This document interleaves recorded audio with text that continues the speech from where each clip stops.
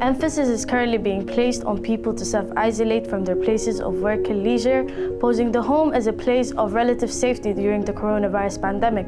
However, there is a growing concern on what impact this might have on those trapped in intimate relationships with people who use violence and abuse.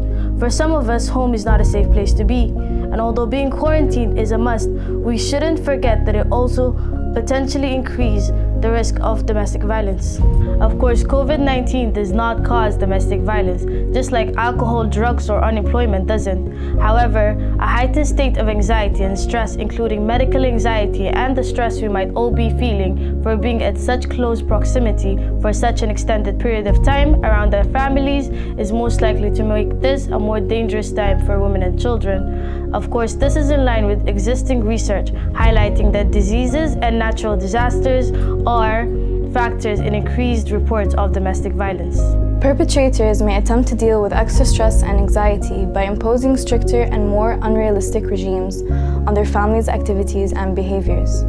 It's a moment when the net of coercive control can be tightened. In fact, social distancing and isolation are core tactics for a coercively controlling partner, as well as the economic impact that comes with the isolation, especially when the abusive household is the only shelter a victim can be in.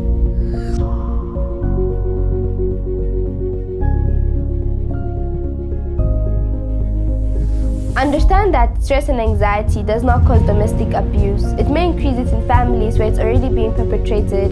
Acknowledge that times like this are extremely unsafe. Check in on someone that you're personally concerned about. If you're making a phone call to a victim or survivor, always assume that the perpetrator could be listening. Same goes to instant message services. If you suspect the victim or survivor isn't able to talk for fear of being overheard, then you need to give them a well-thought line to end the call. For example, if it's not safe to talk right now, please repeat after me. I haven't spoken to X today. If it is safe to talk when you call, arrange code words or phrases that the victim can use if interrupted. If you need to end the call at any point, for example, please say sorry, you've got the wrong number, or I need to go and eat right now. Encourage victims to use multiple safe words which detect the severity of a situation with someone they know who knows how to act in the situation in case there's a need to act, like calling the police.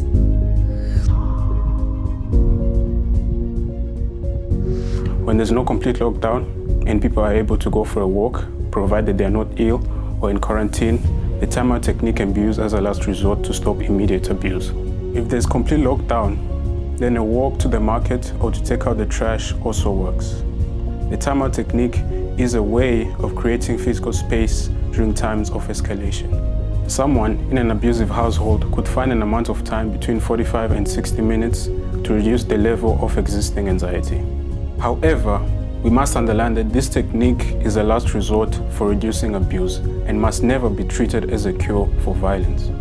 We encourage victims to speak up and report abuse when possible and in no way tolerate it.